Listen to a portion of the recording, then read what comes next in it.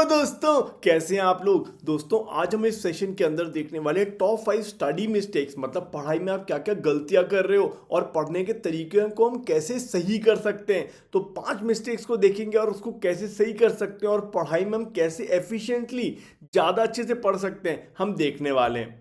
देखो दोस्तों, सबसे पहला पॉइंट आता है एक्टिव लर्निंग स्ट्रैटेजीज।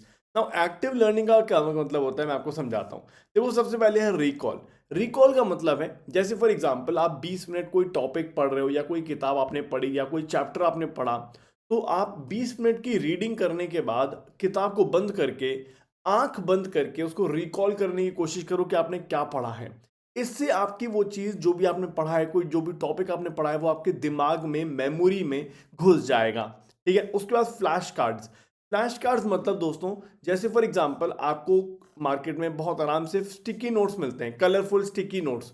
तो जो भी आप टॉपिक पढ़ रहे हो उसमें से जो भी आपको इंपॉर्टेंट पॉइंट लगता है उन स्टिकी नोट्स पे आप लिख दो, और लिखने से आपको वो चीज़ और अच्छे से याद हो जाएगी और स्टिकी नोट से आपके नोट्स बड़े सुंदर हो जाएंगे, आपकी किताब बड़ी सुंदर हो जाएगी और आपको पढ़ने में मजा आएगा। तीसरा है टीच। दोस्तों जब भी आप कोई टॉपिक पढ़ लेते हो, फॉर एग्जाम्पल आपने पूरा चैप्टर कंप्लीट कर लिया है, तो वो चैप्टर आप किसी को पढ़ा दो। पढ़ा दो मतलब अपने किसी दोस्त को पढ़ा दो, या अगर आपको लगता है कि मेरा कोई दोस्त ऐसा है नहीं जिसको मैं पढ़ा सकूं, तो आप क्या कर सकते हो, शीशे के सामने खड़े होके, मिरर के सामने खड़े होके आप उस चैप्टर को पढ़ाने की कोशिश करो जैसे टीचर्स हमें क्लास में पढ़ाते हैं। अगर आपने ये वाला स्टेप फॉलो कर लिया ना पढ़ाने का, तो मुझे लगता है कि आप कभी भी वो टॉपिक भूल नहीं सकते। क्योंकि मैं अगर अपने बारे में बताऊं तो दोस्तों, मैं कॉलेज में अपने दोस्तों को पढ़ाता था एग्जाम से पहले। तो मुझे इतने अच्छे से वो टॉपिक समझ में आ जाता था और इतने अच्छे से वो मेरे दिमाग में घुस जाता था, मैं कभी भूलता नहीं था। तो दोस्तों ये तीनों बहुत इंपॉर्टेंट पॉइंट है, रिकॉल, फ्लैश कार्ड्स और टीच। सबसे इंपॉर्टेंट है रिकॉल और टीच, मतलब ये दो बहुत इंपॉर्टेंट है। ट्राई करके देखना, आपको चीजें बहुत देर तक, बहुत दिनों तक याद रहेंगी। दूसरा दोस्तों, नो क्लियर स्टडी प्लान। ये बहुत लोग मिस्टेक करते हैं। देखो आप चाहे कोई भी क्लास में हो, छोटी क्लास में, पांचवी छठी सातवीं आठवीं, लेकिन आपका एक स्टडी प्लान होना चाहिए।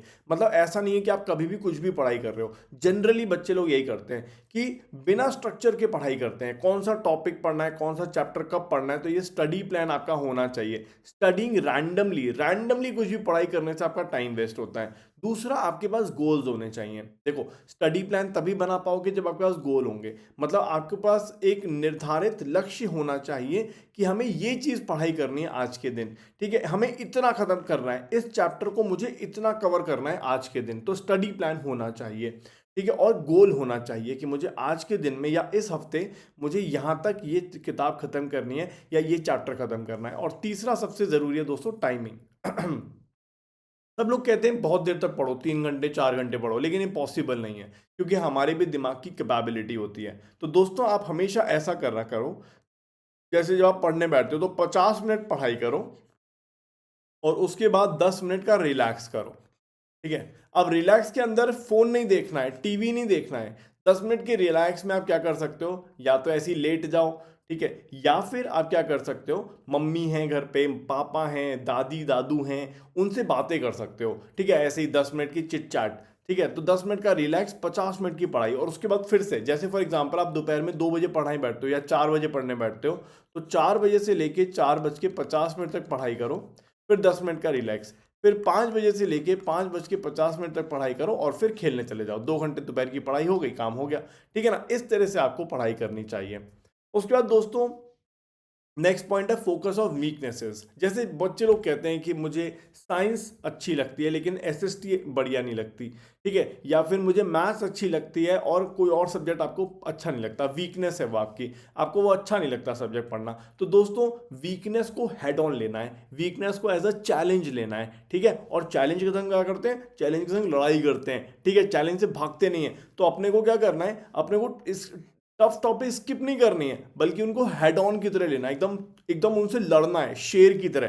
ठीक है, और दूसरा क्या है, जब भी आप पढ़ाई स्टार्ट करो, जैसे फॉर एग्जांपल आप फ्रेश होके नींद से उठ के सुबह पढ़ाई करते हो या दोपहर में पढ़ाई करते हो, जब भी पढ़ाई स्टार्ट करो हमेशा डिफिकल्ट टॉपिक से करो, जो भी टॉपिक आपको पसंद नहीं आता। तो स्टार्टिंग के जो मैंने बताया पीछे वाले उसमें 50 मिनट आप उस टॉपिक को दो जो आपको अच्छा नहीं लगता, जैसे मैथ्स है या एसएसटी है या साइंस है, जो भी आपको टॉपिक अच्छा नहीं लगता, उससे आप पढ़ाई स्टार्ट करो। स्टार्टिंग के 50 मिनट आप उससे शुरू करो और उसके बाद आप अपने इंटरेस्टिंग सब्जेक्ट की तरफ जाओ। तो स्टार्ट हमेशा अपने पढ़ाई की स्टार्ट, आपका जो प्लान होना चाहिए स्टडी प्लान, उसमें ऐसा होना चाहिए कि स्टार्टिंग के 50 मिनट आप उसको देने वाले हो जो टॉपिक आपको अच्छा नहीं लगता, और उसके बाद फिर आप अपने पसंदीदा टॉपिक के ऊपर जाते हो।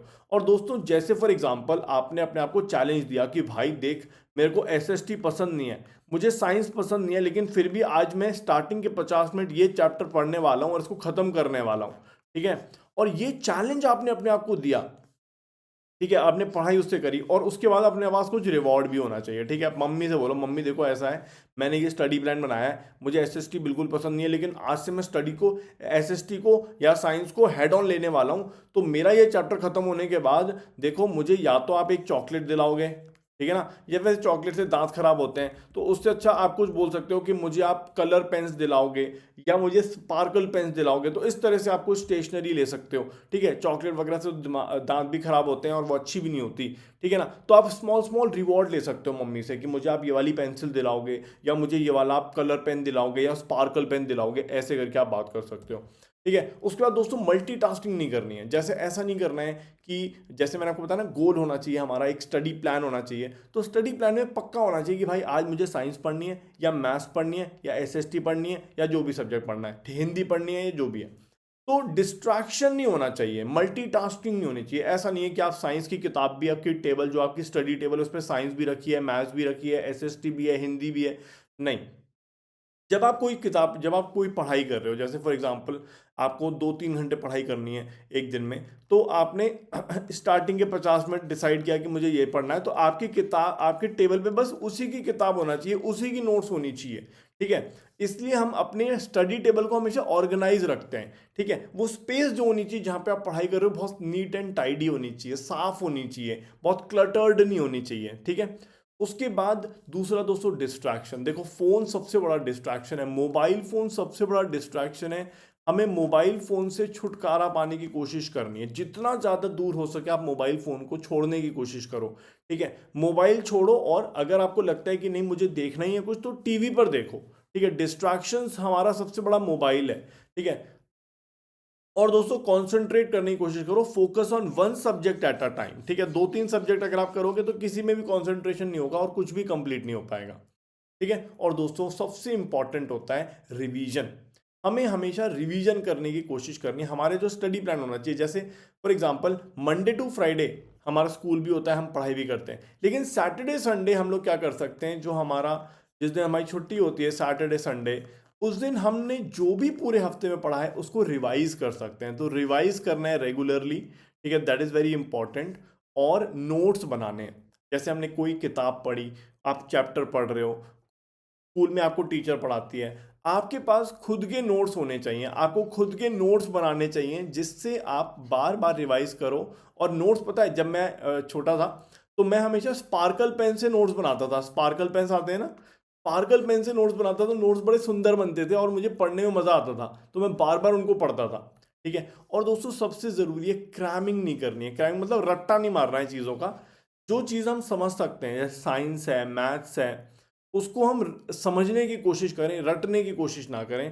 ठीक है ना, तो क्रैमिंग से कोई ज़्यादा फायदा नहीं होता, रटने से कोई फायदा नहीं होता। समझने की कोशिश करो कि यार ये रिजल्ट क्यों आ रहा है, साइंस में हमने ये चीज़ किया तो इसके एक्सपेरिमेंट का रिजल्ट ये क्यों है। ठीक है, या मैथ्स में एडिशन करने से ये रिजल्ट क्यों आता है, सब्ट्रैक्शन से रिजल्ट क्यों आता है, ब्रैकेट को कैसे हटाते हैं, वो सब आपको समझ में आना चाहिए। तो दोस्तों बोनस टिप्स ये हैं कि हमेशा हमारी प्रायोरिटाइज होनी चाहिए स्लीप शेड्यूल। हमें जल्दी सो जाना चाहिए, जैसे फॉर एग्जांपल रात को 10 बजे तक, और सुबह थोड़ा जल्दी उठने की कोशिश करनी चाहिए, सुबह 5 बजे तक। ठीक है, हमेशा न्यूट्रिशियस फूड खाना है जो घर पे प्रिपेयर्ड होता है। ठीक है, बाजार का खाना हफ्ते में एक दिन खा सकते हैं लेकिन डेली नहीं खाना है। ठीक है, और एक्सरसाइज, तो एक्सरसाइज मतलब गेम खेलना है, फिजिकल गेम खेलना है, मोबाइल में गेम नहीं खेलना है। ठीक है, टीवी पर गेम नहीं खेलना है, शाम को खेलने जाना है हमेशा 2 घंटे। ठीक है, और हमेशा दोस्तों कंसिस्टेंटली पढ़ाई करनी है। कंसिस्टेंटली 2 घंटे डेली पढ़ाई करो और कंसिस्टेंटली 2-3 घंटे डेली खेलो।